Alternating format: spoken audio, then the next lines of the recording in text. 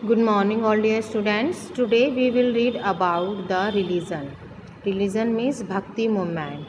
How to burn out the clash of two religions. किस तरह से दो धर्मों के बीच टकराव पैदा हुआ और उससे क्या जन्म हुआ, किसी नए धर्म ने जन्म लिया। तो हम यही पढ़ेंगे कि हमारे जो टू रिलीजन्स यानी दो धर्मों के क्लैश से ही का जन्म हुआ। भक्ति movement that first emerged in south was born out of the clash of two ideologies।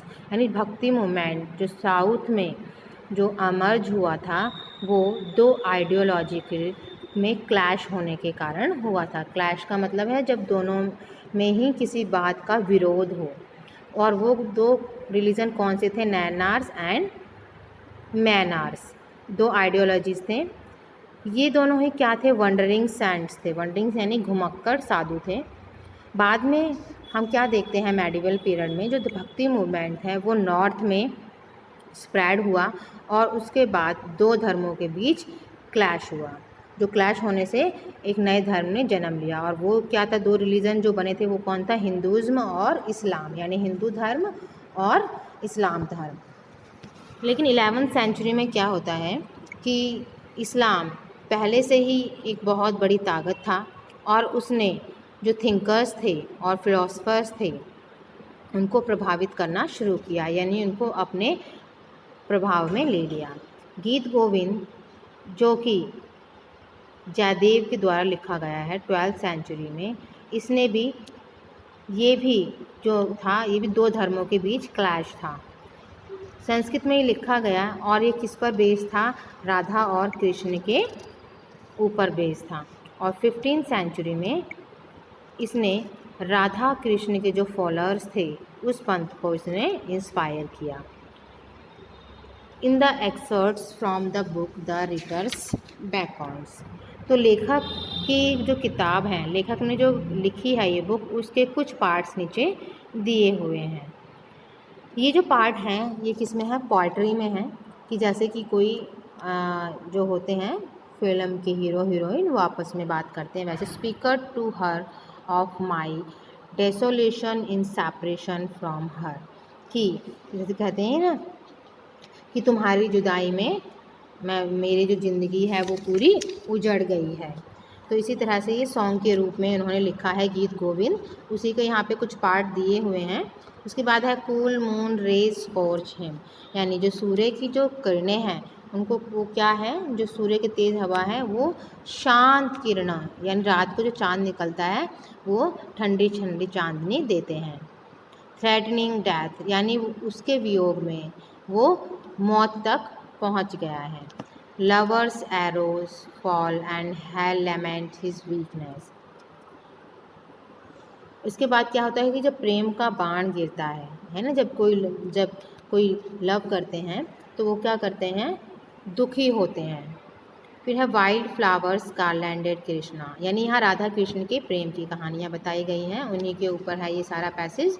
तो wild flowers garlanded Krishna suffers in your desertion, क्या कहते हैं कि दोस्तों जो कृष्ण हैं वो क्या कर रहे हैं? उन्होंने वाइल्ड यानी जंगली फ्लावर्स को भुगता है, यानी उन्होंने भी दुख को भुगता है।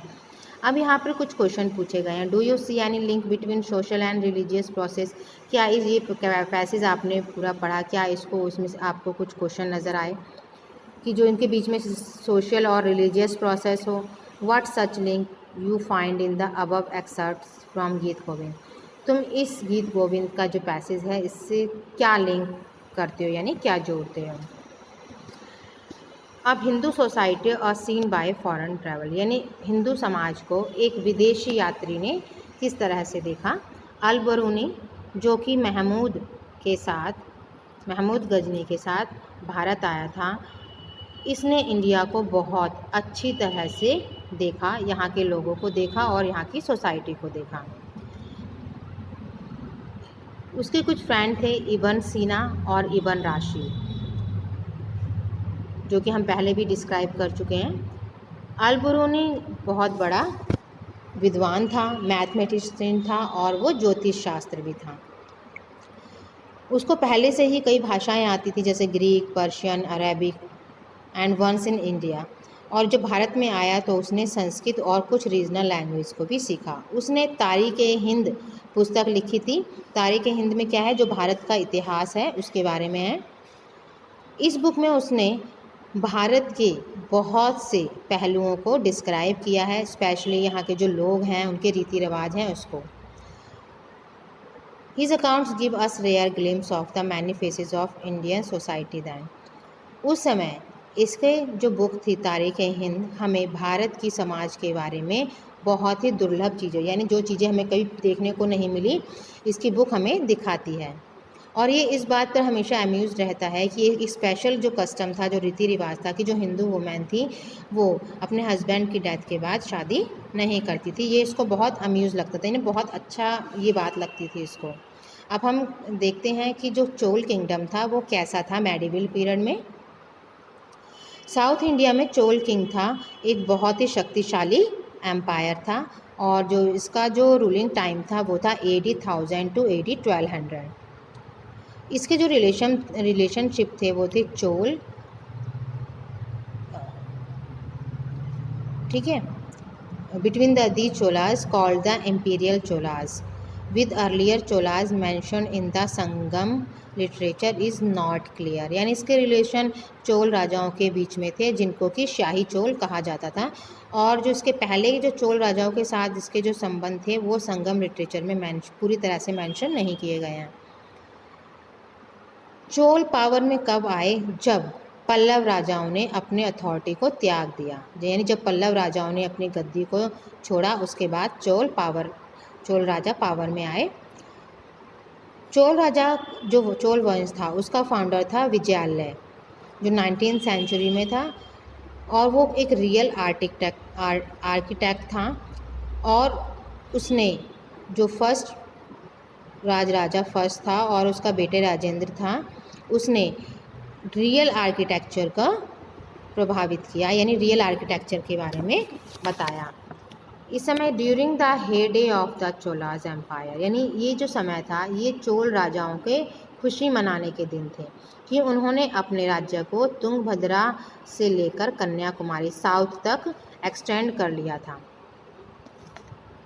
चोल राजाओं ने अपनी एक सक्सेसफुल नेवी बनाई, यानी सेना बनाई, और उसने मालदीव, लक्षद्वीप आइलैंड था और साथ में श्रीलंका को भी उसने जीत लिया। इसके अलावा उसने मलाया के राजा और जावा और सुमात्रा के राजा को भी हराया। इस तरह से चोल राजाओं की शक्ति बढ़ गई। सबसे जो मेन जो कंट्रीब्यूशन था वो राजा फर्स्ट का था, क्योंकि उसने बहुत सारे फेमस टेंपल बनवाए और उनमें जो सबसे था वो बृहदेश्वर टेंपल था, जो कि शिव को डेडिकेट किया गया था, और वो कहाँ पर था, तंजौर में था। उसने क्या किया, एक सर्वे करवाया बेटर कलेक्शन के लिए अपने एम्पायर में कि एक रेवेन्यू सिस्टम होना चाहिए। और इस the rule of his son Rajendra first was even more dazzling, और जो उसके बेटे राजेंद्र फर्स्ट के जो रूल थे वो और भी डैजलिंग थे।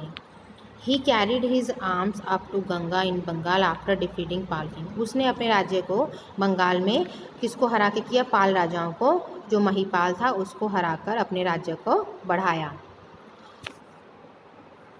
उसके बाद क्या है, उसने अपनी विक्ट्री को कैसे मनाया कि उसने एक नई कैपिटल फाउंड की जिसका नाम गंगई कोंडाचलपुरम रखा, और उसने अपने आप को गंगई कोंडा नाम दिया। यह आपको पहले पैसेज में किया है कि गंगई कोंडा नाम का क्या मतलब है, कॉन्कर ऑफ गंगा, यानी गंगा को जीतने वाला। He was a great patron of learning and was known as Pandit Chola. ये बहुत बड़ा महान कौन था, ये संरक्षक था, शिक्षक था, और बाद में ये चोल राजाओं का पंडित कहलाया, यानी बहुत विद्वान था। The last important Chola king was Kulothunga, यानी चोल राजाओं में जो सबसे आखिरी राजा था वो था कुलोतुंगा, जिसका जो टाइम पीरियड है वो है 1070 AD टू 1122।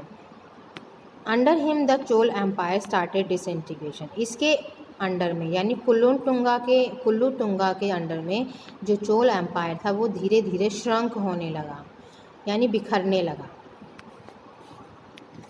लेकिन जो चोल राजा थे उनका जो एडमिनिस्ट्रेशन सिस्टम था वो थोड़ा अलग था।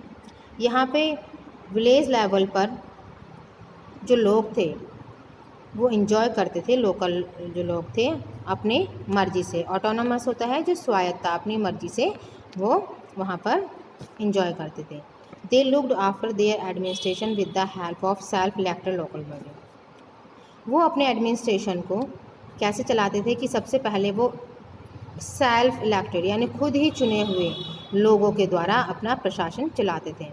यहाँ पे दो तरह की विलेज असेंबलीज होती थी। These were known as सभा एंड और यू आर सभा वॉज द असेंबली नन, यानी सभा, ठीक है, और अंडर सभा in the village which were inhabited prominently by the brahmanas where UR was in non-brahminical settlement। यानी जो सभा थी वो लोकल लोगों के द्वारा चलाई जाती थी और UR जो सभा थी वो नॉन ब्राह्मणिकल सेटलमेंट था। These assembly look after the local people works. इस असेंबली में क्या होते थे, लोकल लोगों के जो काम थे वो देखे जाते थे, टैक्स कलेक्शन देखा जाता था, टेम्पल्स की जो मैनेजमेंट है वो देखी जाती थी, है ना, किसकी हेल्प से, जो उन्होंने मेंबर्स जो इलेक्ट किए थे उनकी हेल्प से। और ये सारे प्रोसीजर गांव में पहले से सेट कर दिए थे कि कौन क्या देखेगा। It was a unique feature of the Chola administration, और ये चोल एडमिनिस्ट्रेशन का यूनिक फीचर था। और इससे क्या होता है कि हार्मोनस बैलेंस, वहाँ पर एक सामंजस्यपूर्ण बैलेंस बना रहा सेंट्रल अथॉरिटी में और लोकल सेल्फ गवर्नमेंट में। इस तरह वहाँ लड़ाई झगड़े की कोई भी बात नहीं आई। तो ओके, गुड बाय स्टूडेंट्स।